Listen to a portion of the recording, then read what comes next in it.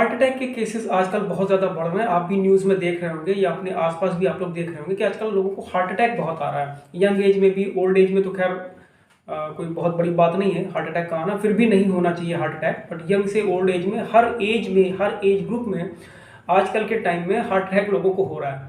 और मतलब कई बार तो अगर उनको मेडिकल फैसिलिटी लोगों को मिल जाती है जिनको हार्ट अटैक होता है तो वो रिवाइव कर जाते हैं, बच जाते हैं। नहीं तो कई बार मतलब उनकी डेथ हो जाती है, लोग बच नहीं पाते हैं। अगर उनको टाइम से हॉस्पिटल नहीं ले जा पाता है या तुरंत मेडिकल सपोर्ट नहीं मिलता है तो लोग बच नहीं पा रहे हैं। हार्ट अटैक के केसेस बहुत ज़्यादा आजकल बढ़ गए हैं। जो सबसे बड़ा कारण है हार्ट अटैक होने का वो है blood pressure, high BP, high blood pressure, जिसको हाइपरटेंशन भी मेडिकल लैंग्वेज में बोला जाता है। Hypertension, high blood pressure. High blood pressure heart attack को कॉज करने में, हार्ट अटैक को होने में सबसे बड़ा जो रोल प्ले करता है वो है high blood pressure. High blood pressure, अगर और भी रीजंस हो सकते हैं हार्ट अटैक को होने के, लेकिन जो सबसे मोस्ट इंपॉर्टेंट, जो सबसे बड़ा कारण है वो हाई ब्लड प्रेशर है। तो नमस्कार, आज मैं आपको बताने वाला हूं कि आप अपने हाई ब्लड प्रेशर को कैसे घर में ही खुद से कंट्रोल कर सकते हैं और फ्यूचर में या आगे एज में होने वाले हार्ट अटैक से खुद को कैसे बचा सकते हैं। खुद ही नेचुरली, प्राकृतिक तरीके से अपने घर में खुद से ही काफ़ी हद तक, ये नहीं कह सकता कि पूरी तरह से आप हार्ट अटैक को रोक देंगे या उसको नहीं होने देंगे, लेकिन काफ़ी हद तक हार्ट अटैक को आप कंट्रोल कर सकते हैं सिर्फ और सिर्फ अपने ब्लड प्रेशर को कंट्रोल करके, वो भी अपने घर पर नेचुरल तरीके से खुद से ही। उसके लिए ज़रूरत है सिर्फ आपको नॉलेज की। वो नॉलेज, वो इंफॉर्मेशन आपके पास होनी चाहिए जिससे कि आप अपने ब्लड प्रेशर को रेगुलेट कर पाएँ, कंट्रोल कर पाएँ और हार्ट अटैक को भविष्य में होने से रोक पाएँ। तो कुछ पॉइंट्स, कुछ टिप्स मैं आपको बताऊंगा, उनको अपनाकर उन पर अमल कर आप अपने ब्लड प्रेशर को कंट्रोल कर सकते हैं। और अगर आप ऐसा कर पाए, अपने बीपी को कंट्रोल आप कर पाए 100% या 90%, आप अगर फ्यूचर में हार्ट अटैक की जो गुंजाइश होगी, जो होने के चांस होंगे, उसको आप बहुत हद तक कम कर पाएंगे और उससे बच पाएंगे। सबसे पहला पॉइंट मैं आपको बताना चाहूँगा कि ब्लड प्रेशर के बढ़ने का जो एक बहुत बड़ा रीज़न जो है ये है, दैट इज़ ओवरवेट।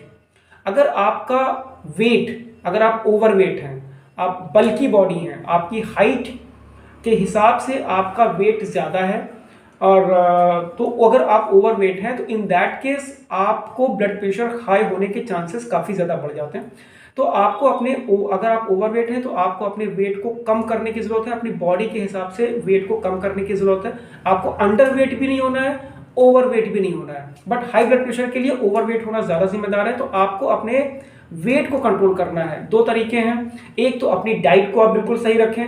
अगर आप कोई बहुत ही तला भुना, फ्राइड या बाहर जाके आप बहुत खाना खाते हो, बाहर तो मोस्टली फैटी और फ्राइड इस तरह का ही खाना मिलता है रेस्टोरेंट्स में या बाहर कहीं भी आप खाते हैं, तो ऐसा तला भुना फ्राइड खाना आपको खाने से बचना है। नंबर 2, रेगुलर एक्सरसाइज करनी है। अगर ये तो रेगुलर एक्सरसाइज करनी है डेली बेसिस पे, आधे से 1 घंटा, कम से कम आधा घंटा या 1 घंटे, आधे से 1 घंटा, पौन घंटा, इस आधे से 1 घंटे के बीच में आपको एक्सरसाइज करनी है। तो दो चीज़ें अगर आप करते हैं कि अपनी डाइट को, अपने खान पान को अगर आप सही रखते हैं और रेगुलर एक्सरसाइज करते हैं आधे से 1 घंटा, तो आपका वेट कंट्रोल में रहेगा। अगर ज़्यादा है तो वो धीरे धीरे, थोड़ा टाइम लगेगा, कुछ महीनों का समय लगेगा, कुछ महीनों में आपका वेट नॉर्मल हो जाएगा, सही हो जाएगा। और फिर इन्हीं दो चीज़ों से कि अपनी डाइट को सही रखिए और रेगुलर एक्सरसाइज करके आप अपने वेट को कंट्रोल में रख सकते हैं और उसको ज़्यादा बढ़ने से रोक सकते हैं। और अगर ऐसा आप कर पाए तो आपका ब्लड प्रेशर काफ़ी हद तक नॉर्मल रहेगा। जो दूसरा पॉइंट मैं आपको बताना चाहूँगा कि जो भी आपकी डाइट है वो हेल्दी और न्यूट्रिशियस होनी चाहिए।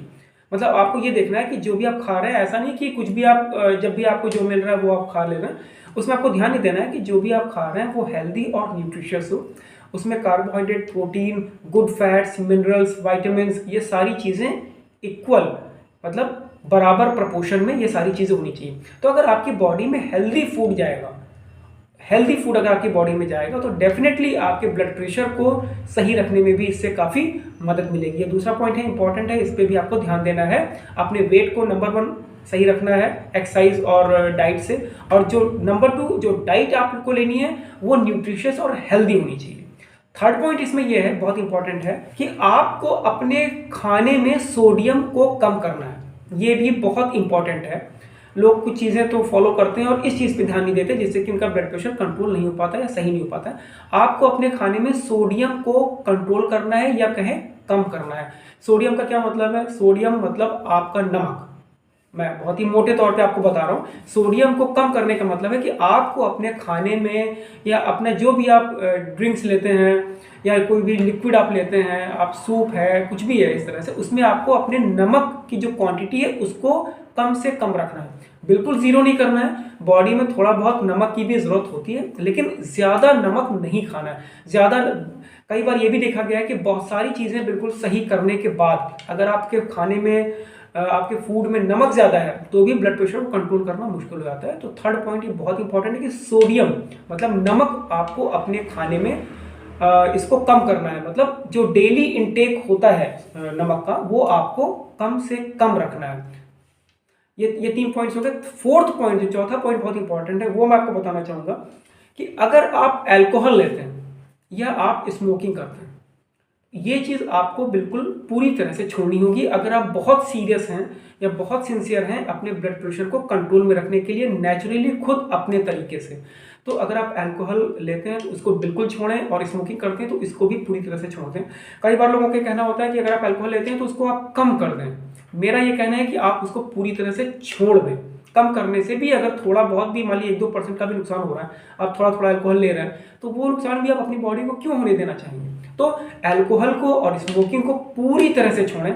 ये दोनों बिल्कुल हार्ट के दुश्मन हैं, बहुत बहुत नुकसान पहुंचाते हैं हार्ट को, और फिर जिससे कि आगे हार्ट अटैक होता है, बीपी बढ़ता है, उससे फिर हार्ट अटैक होता है। तो अल्कोहल और स्मोकिंग को आपको पूरी तरह से छोड़ना है।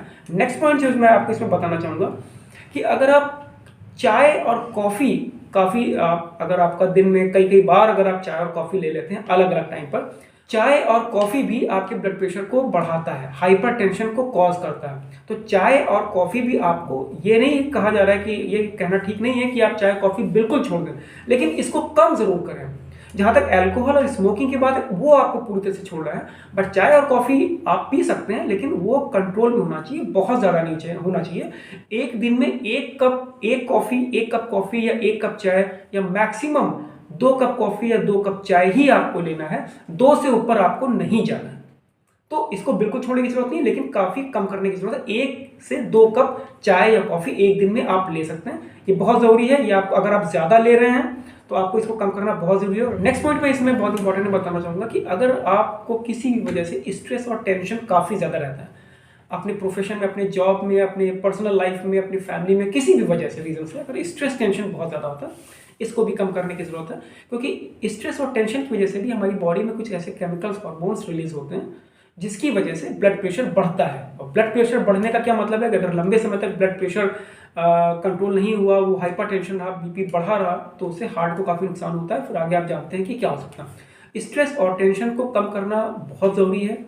आप इसको योगा से, मेडिटेशन से, किसी भी तरह से, अगर इन चीज़ों से नहीं हो पा रहा है तो साइकेट्रिस्ट से मिलके आप कुछ मेडिसिन लेकर भी आपको स्ट्रेस और टेंशन को कम करना बहुत ज़रूरी है। मैंने आपको पहला पॉइंट बताया कि आपको अपने वेट, ओवर वेट अगर आप हैं तो आपको अपने वेट को कम करने की ज़रूरत है। इसके साथ ही साथ अब जो मैं पॉइंट बता रहा हूँ कि अपने कमर के साइज़ को, अगर आप बहुत सीरियस हैं अपने बीपी को सही रखने के लिए, अपने वेट को सही रखने के लिए, तो अपने कमर के साइज़ को आप रेगुलरली चेक करते हैं। कि मतलब कमर, जैसे मान लीजिए आपका पहले, अगर जब आपका वेट ज़्यादा है, अगर आप ओवर वेट है तो आपका कमर का साइज़ भी ज़्यादा होगा, और आप पूरा मेहनत से लगे हुए हैं कि आपको अपना वेट कम करना है, अपना ओवर वेट अगर आप है तो आपको वेट को कम करना है, तो इसके लिए आप अपनी कमर के साइज़ को नापते रहें। अगर कमर का साइज़ आपका, जिसको वेस्ट लाइन कहते हैं, अगर वो आपका धीरे धीरे कम हो रहा है तो इसका मतलब जो मेहनत आप कर रहे हैं वो बिल्कुल सही तरह से कर रहे हैं और सही दिशा में आप आगे बढ़ रहे हैं। मतलब अगर वेट आपको कम करना है तो आपको अपनी कमर को रेगुलरली इसको चेक करते रहना पड़ेगा कि आपकी कमर का साइज़ कम हुआ कि नहीं हुआ। अगर आप मेहनत कर रहे हैं और अगर उस मेहनत में कोई कमी है तो आपका वेट कम नहीं होगा और आपकी वेस्ट लाइन, जो कमर है, वो भी कम नहीं होगी। तो एक तरीका है ये आपको ये देखने का। एक तो आप अपने वेट को मशीन पर चेक कर सकते हैं, एक तरीका वो। दूसरा, अपनी कमर को भी आप रेगुलरली चेक कर सकते हैं कि उसका साइज़ कम हुआ कि नहीं हुआ। इससे आपको पता चलेगा कि आपका वेट किस हद तक कितना कम हो रहा है। आप जो मेहनत कर रहे हैं, जो एक्सरसाइज, डाइट, सारी चीज़ें फॉलो कर रहे हैं, उससे आपका वेस्ट लाइन जो है कितना कम हो रहा है। इसके बाद मैं बताना चाहूँगा कि जैसे कि आजकल इलेक्ट्रॉनिक मशीन्स आती हैं, उनको आप घर पे भी रख सकते हैं और अपने बीपी को रेगुलरली आपको अपने घर पे चेक करते रहना चाहिए। दिन में कम से कम 1 या 2 बार अपने बीपी को चेक करें। और अगर ये सारे उपाय करने के बाद, ये सारी ट्रिक्स, ये सारे तरीके अपनाने के बाद भी अगर आप दिन में मशीन से, इलेक्ट्रॉनिक मशीन घर पे रखेंगे, आप उससे आप बीपी अपना रेगुलर चेक करते रहें और ये सब करने के बाद भी अगर आपका बीपी कंट्रोल नहीं आ रहा है, वो हाई साइड में जा रहा है, तो फिर आपको तुरंत डॉक्टर से मिलने की ज़रूरत है। बगैर देर किए डॉक्टर से मिलिए। फिर कुछ आपको मेडिसिन लेने की ज़रूरत है। मेडिसिन को आप लीजिए, अपने बीपी को सही करिए, उसके साथ में ये सारी चीज़ें जो है आपको फॉलो करनी है।